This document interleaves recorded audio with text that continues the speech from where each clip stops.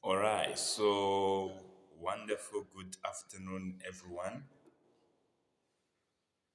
This is your tutor and friend, Hampel Kleman, and I'm here just to present before you concerning everything that you want to know about uh, the School of Natural Sciences, and this pertains to all the institutions.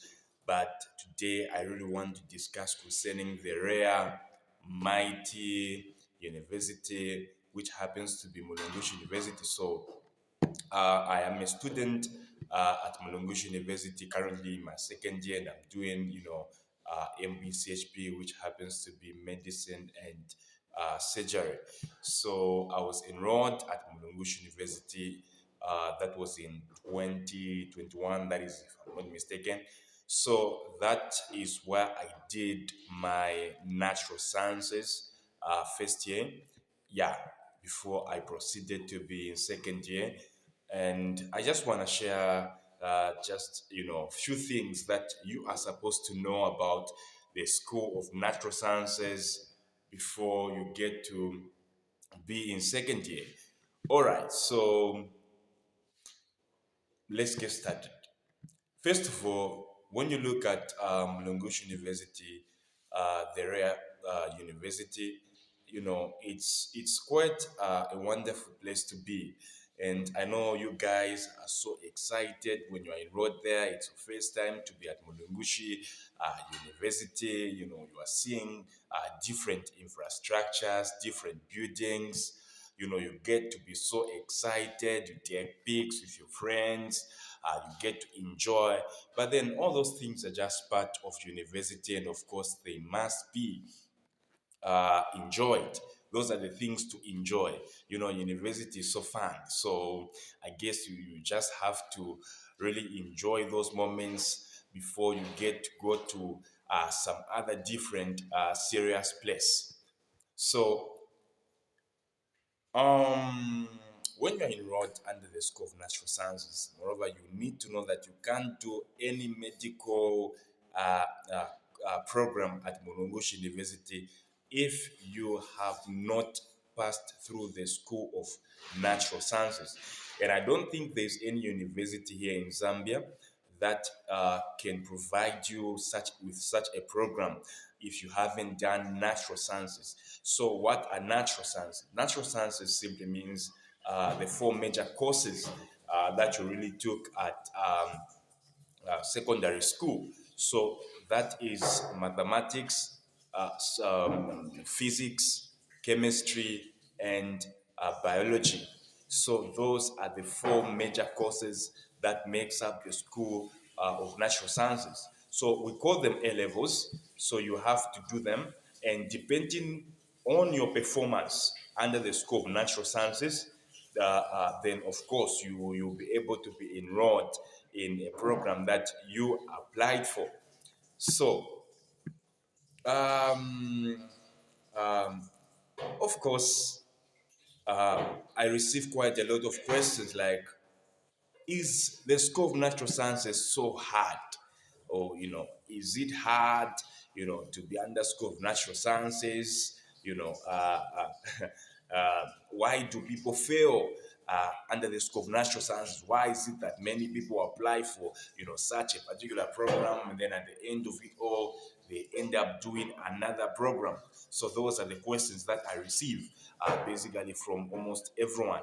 Look, one thing that you must understand is that your when you get in university, your secondary background becomes a different thing with the current situation that you get to experience when you get in university. A lot of people come with that mentality from secondary school. I was a champion. I used to study hard, and no matter how hard the test is, I always used to pass. So that's the mentality that most students come with in university. And I can lie to you, such a mentality in university is very dangerous because you get to experience another life.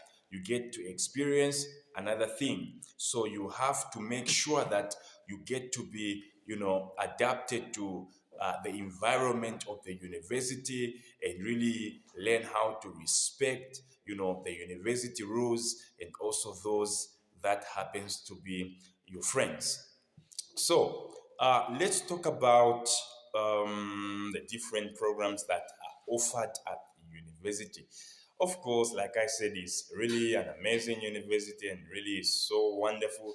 So they offer under medical school, medical school. You find pharmacy. Those of you that want to do pharmacy, you find nursing. You also find, MBCHP, which happens to be Bachelor in Medicine and Surgery. Quite a lot of different programs. But then let's talk about the journey to get to medical school. All right, so this is what happens. When you get enrolled, okay, under the scope of natural sciences, your knowledge concerning what you learned in secondary school will be tested. Okay, so they test you in terms of physics, you'll be tested in terms of mathematics, you'll be tested in terms of biology, you'll also be tested in terms of chemistry. Now, the chemistry that is offered, the physics that is offered, the biology that is offered is not the biology which you learned whilst you were in secondary school. It becomes a little bit different, but the terms may be, of course, the same, but it becomes a little bit different. Okay, it becomes a little bit different. That is, it's advanced. It's A level biology, A level chemistry, A level physics, and all that. But then these are not really hard, but of course, you have to put in so much effort in terms of your studying. You have to apply some consistency so that as you study, you are able to really understand and get to be adapted to the terms that are really used. So, for you to have an opportunity to be enrolled under the School of Medicine, you will have to compete in terms of points. Okay, so you have to compete in terms of points. The grading system at the university is like this. If you get a C, then automatically you'll be given a zero. That is zero. It doesn't add up to um, the points, of course. A C grade doesn't add up to the points. So then, if you get a B or a C from C, let's get to a C plus. If you get a C plus, of course, that is a zero point 0.5. So that is a zero point 0.5 point added to the number of points that you have made. Okay. Then if you get yeah. Then if you get what's this from C plus, you get to a B. So if you get a B, then automatically you get a one. Okay. So if you get a B plus, of course, you get a 1.5. You get you get an A, of course, that's a two. Okay, 2 points. So if you get an A plus, automatically you have a 2.5. So that's the grading system of the university. Okay, that's the grading system of the university. All right. So away from that, so if you get, let's say you get an A plus in physics, so that will be counted to your number of points that you get. If you get a B plus in chemistry, then automatically that will also be added to the points that you'll make. So the university offers 2 semesters. So there is a semester one, there is also a semester two. Okay, there is also semester two. So in both semesters, you'll be offered exams that are really so interesting. And depending with your study schedules, of course, you find them easy and interesting, just like I did. All right, so in semester one, usually you are offered about how many courses? These are four courses, the same ones that I had mentioned in the first place, and the number, the number, or let me say the total number of points that are offered to you are simply about this is about it's about this is 10. Okay, so 2.5 multiplied um, by 4, you get about a 10.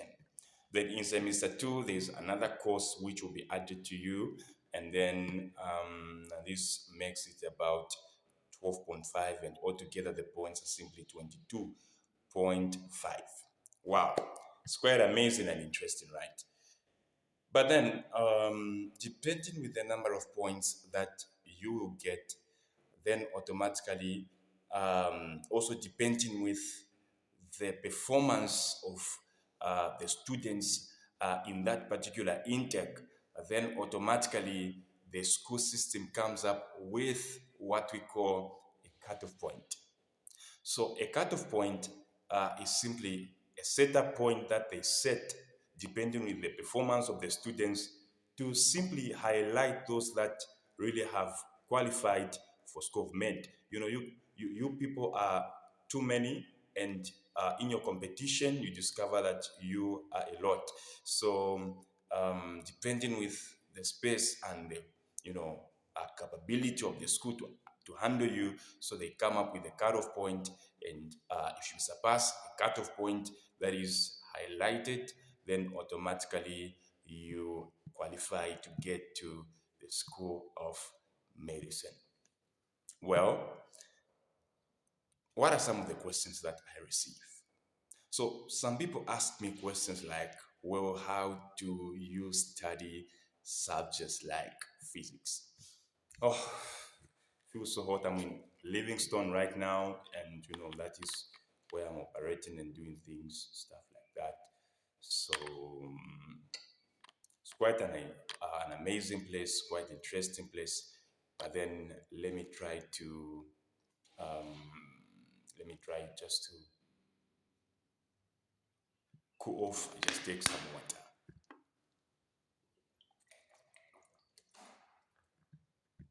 All right, so we're from studying.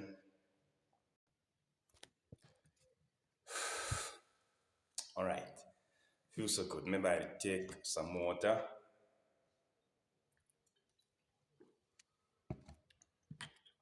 All right, quite interesting. So, how do one study physics? Of course, the first step to study physics is simply to be friends with this. Get to be friends with water. How does that add up? Get in. All right, so many people ask me questions like, how do one study physics? You want to make points. You really want to get an A plus. You really want to get a B plus. You really want to get a B in physics. How do you study that? Well, the first step to get to be better in physics is simply to really follow the guidelines that are given to you. So, no matter the institution where you are at, and also be at Mulungushi, whatever, you will be given, um, you'll be recommended on the types of books to use by your lecturers. Okay, so that's your parent. So they really care about you, they really love you, and therefore they um, give you they recommend you concerning the types of book that you are to use. So many people make quite a very big mistake by simply coming up with their own book. So if the book given is this, why should you study another book? For what? Of course, you have to follow the guidelines that are given to you by your lecturers. Yes. So you have to follow the guidelines that are given to you by your lecturer, by your tutor, by your your teacher, depending on the type of book that they recommend to you, or the book given to you. Make sure that you follow up with that book. So usually that's why many get different questions, and what they know why they tell you to do that. Yeah. Number two, in order for you to be better at studying physics, you are supposed to spend much more time studying your book. I see many students, really get in a book and, study just a few moments, they are done, and then they call it a day. I've studied physics, I've understood, but then that's not the way it goes. Okay, physics is one particular course that requires one to be disciplined, and at the same time, it also requires so much consistency. It's not a course where you have to just get a book and then you study, and then you get to understand right there. No, it takes so much effort. So when you get a book, make sure that you really understand uh, uh, um, um, what's there. Make sure you understand the letter by what's this, word by word, concept by concept. Please don't. I didn't say letter by letter. I'm saying word by word. Word by word. So make sure you understand what's there. Make sure you know what they are talking about. If you are studying energy, what is energy? What is energy comprised of? Make sure you get to know those things. It's applicable. Very interesting course. You look around you, discover everything is just physics. You look in your home, you move around, what friction, a lot of things. You see a vehicle moving, on the tarmac, stops, what? No, quite a lot of things there. Anyway, that's physics. Very interesting course. So it's applicable. As you are studying, you refer to what you are able to see around you. Now, um, another point that really will help you know how to go about physics is your imagination. When your imagination is strong, you become better at physics. What do I mean? Listen, many people make mistakes of really trying to, study, but then they don't learn the art of really being good at your imagination. If this bottle is a vehicle and it's moving like this, really moving like this, at the same time it's accelerates, moves faster like this, you are able to understand the movement of the bottle. Let's say, okay, let me go with a bottle, a body, or a car. You are able to understand the movement of this car simply because you are able to see it.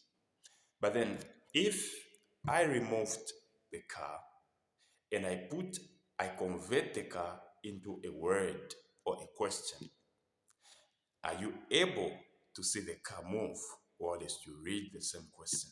That's the first question one must ask as a physicist. When you answer that question, then automatically, without doubt, you are becoming a physicist.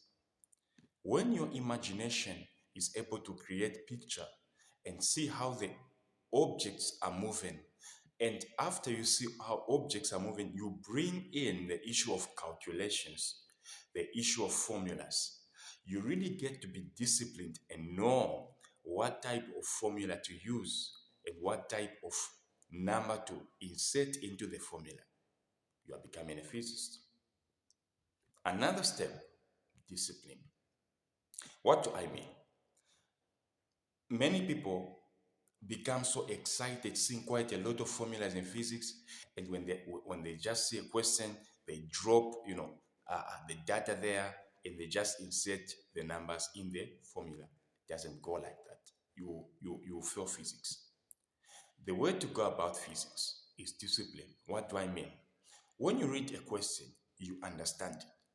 You outline the data. Make sure you know what type of formula to use. You don't use any formula that you feel like using. Use the formula that really applies to the question. That is the best way to get every question right. Draw the diagram. When you draw the diagram, do the needful. Set the data, set everything that really is needed, but be careful with the way you insert numbers in the formulas, because that is where a lot of people show so much indiscipline. Well, with these other courses, things they're just easy. You just study hard. Well, it's also interesting even to expand knowledge. You study different books, different materials, so that you really get to understand the concept. So that's just that. Make sure you study hard. I know a lot of people really want to study medicine like me, but then guess what? It's not an easy journey, but it's a journey worth it. At least you get to be enrolled in the school of medicine. May not be easy, but of course, God is faithful. You really will make it at some point. Yeah. Otherwise, thank you so much, guys. I know you've learned quite a lot of things. Make sure you subscribe to my channel, follow me here, and you'll be able to learn quite a lot of things. Shalom, shalom.